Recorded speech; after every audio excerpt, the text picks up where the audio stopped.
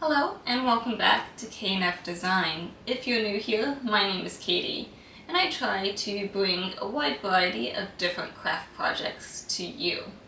If you ever have a craft project you would like me to show you how to make or just want to see me try to make it, let me know down below and I'll try my best to bring that to you. If you like today's craft project, make sure to hit those thumbs up. It really does mean a lot to me and it helps bring my crafting videos to more crafters like you. Don't forget to also hit that subscribe button if you haven't already. That way you don't miss out on any of our crafting fun. So with that, let's get crafting.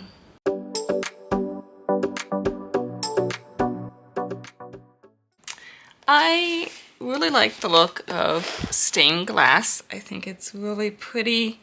I bought this kit, I believe it was from Joann Fabrics a couple years ago now, and tried making it. It already had the glass cut and you had to solder and stuff.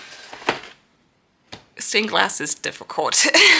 So I still have not finished it. It's still in the box.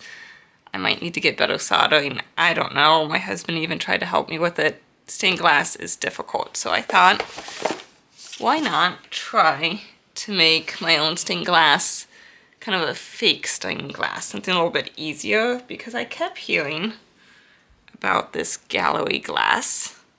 And so what it does is it goes on like puffy paint kind of, but then it'll become transparent when it dries. So I did a little sample here of a couple different, if you make it really thick, this was just this amber color. I was like, well, what does it look like when it dries? So if it's thicker versus if it's thinner. And then this one here is rose. These are all, so that was like rose transparent. That's the blue one here. I picked all the transparent ones. They do have like opaque and so non-transparent ones. Which I haven't tried this one yet and it doesn't say transparent. So we'll see on the orange actually. Oh well, I guess the amber didn't say transparent. So some of them had different names besides transparent. So I was kind of playing around with those. I also got crystal clear and snow white. So they look the same. But this one here, which you guys can't even see,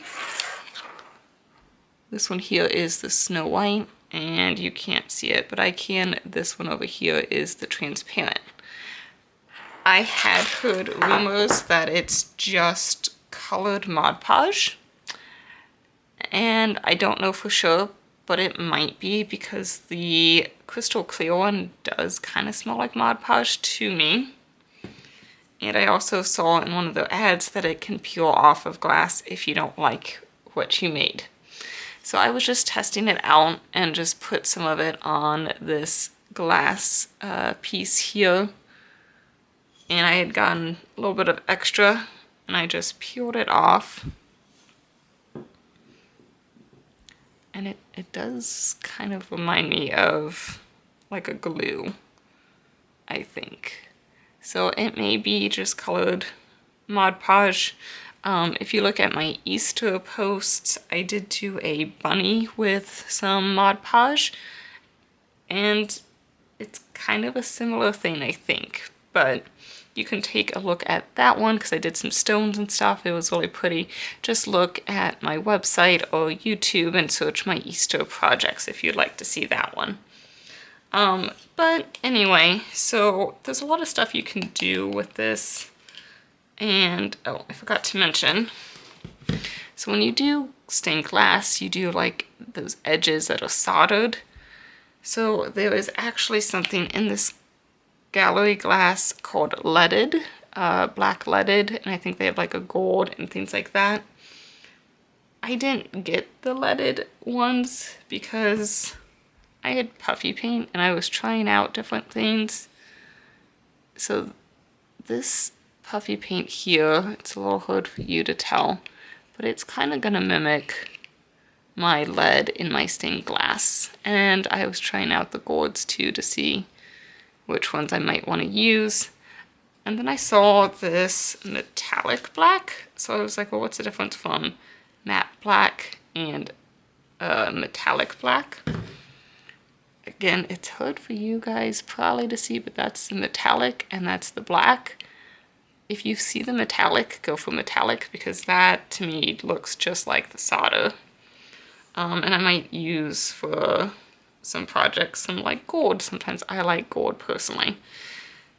If you do use, this is a puffy paint, but it was the Dollar Tree puffy paint, and it just kind of went flat after it dried. Didn't leave any texture. I mean, it does depend how much you apply. Like, this is a thicker amount applied versus this was a thinner amount. But I do like this Tulip brand. It seems to work well. So just try it on a piece of, like, this is just acrylic. Actually, I never took off the clear protectant layer, so I can just peel this off and still use this piece of acrylic. But test it before you use it is what I recommend. So I'm gonna use the just puffy paint for mine.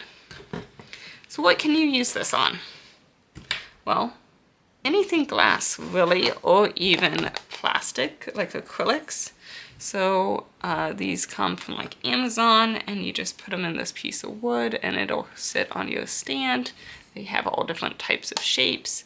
You could also get ornaments. There's ones, this is just a circle, but well, I guess it used to be an ornament because there's a hole there.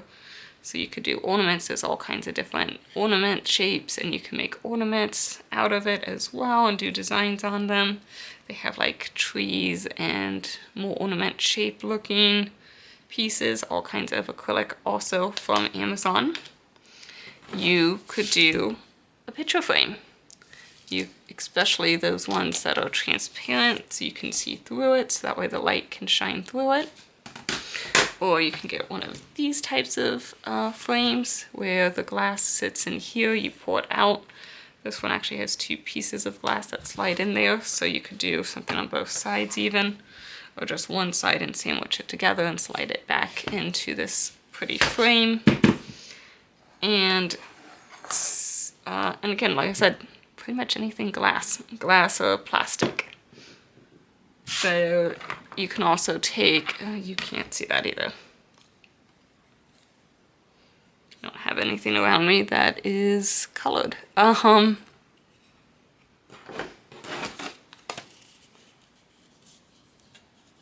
of. Oh, here we go. Now you can see it.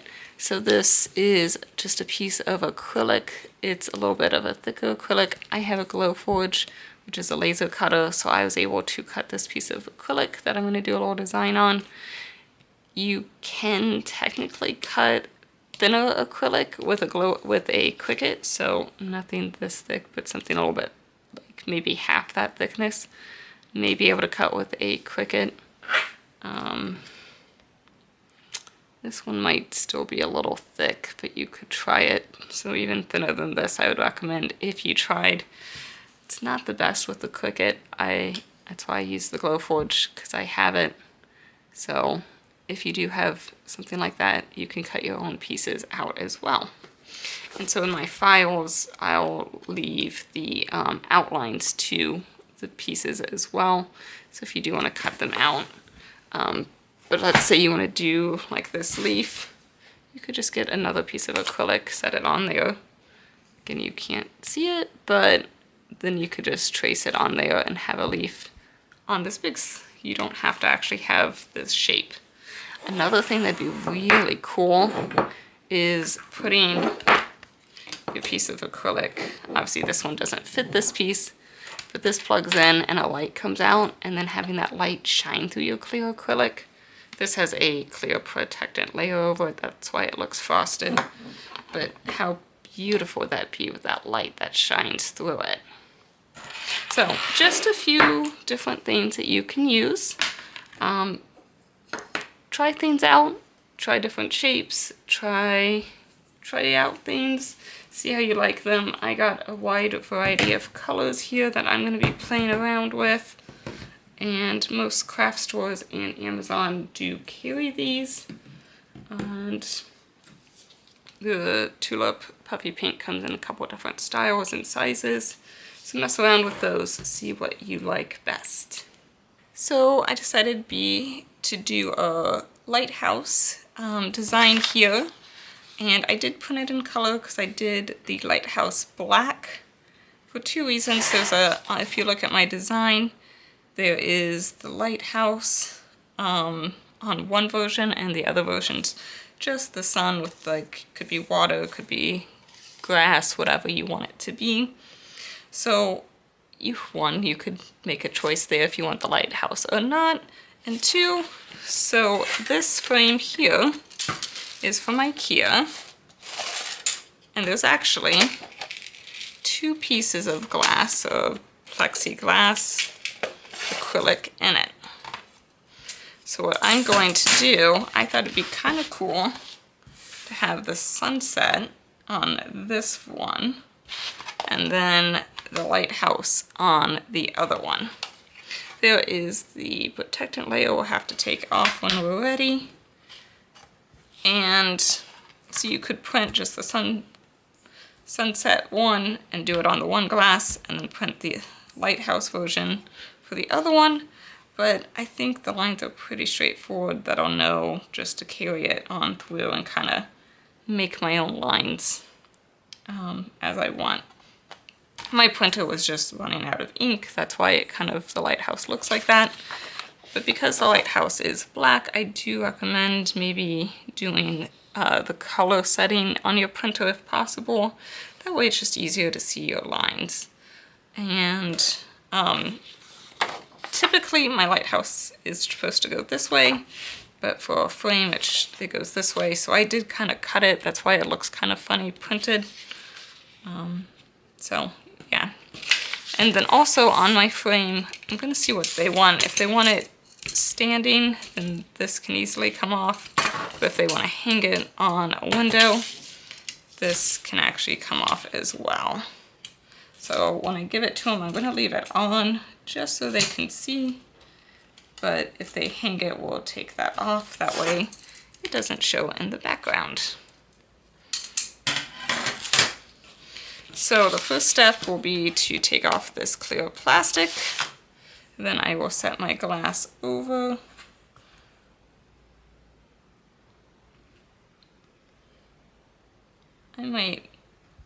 It did print, it was a little hard to print just because the size was off a little bit. So I might actually go up a little bit and then just extend my sun a little. So that's something else you can do, is play around with it a little bit like that. But if you do that, just make sure you do the same thing with the next one. And then I'm going to be using the metallic black Tulip Puffy Paint for my outlines. Once that's fully dry, then we will add our fake glass.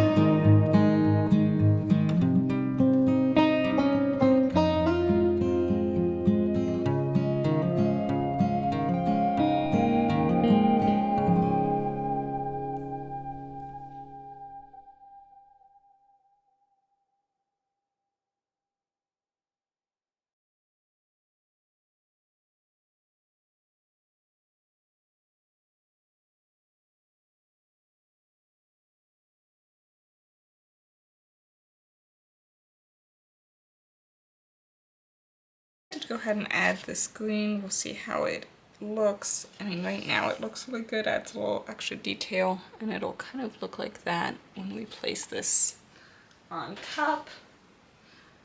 Try to get rid of those bubbles if possible. I know the yellow still has quite a few in it. And another thing I recommend doing is just picking it up and looking at it. I don't know if you'll be able to tell, but there's a little bit of the edge of the orange I missed. A little bit here. I can get a little closer. So you can just kind of pick that up right here as well. There, the orange, you can see well how I didn't quite get close enough. So you can see that a little bit better when it's picked up versus laying flat. And then like if you're thin in an area or something like that, it'll show you that. So you can touch it up before it dries. I tried to do a swirl in the blue and the yellow, so we'll see if that shows up any or not. But now I'm just gonna let them dry, touch up those little tiny pieces, and then let it sit and dry overnight. And we'll see what it looks like. Another thing I forgot to mention is this was a really old one that I had years ago, so I don't know if they have this style anymore. This was a lot easier to squeeze out than this newer version, and I think it'll keep it from drying out better as well. This one wasn't clogged or anything, and I have no idea how long I've had it. This one here, I did some tests on some of them, and I noticed the next day, even with the lid closed, they were getting clogged in the tip. So like the blue, I struggled a little bit, and the green, because I had tried them, and they had some clogs in it, so I just took a needle and pressed it down out of the tube, but just be careful that they do clog up. And then we'll see how it looks once it dries. But as you can see, my thin lines here did kind of get covered up. I was a little messy with my lines, but right now it doesn't look too bad because the color kind of covers it. So don't be afraid. I would say go heavy with your outlines, your lining, with your puffy paint versus the really thin ones.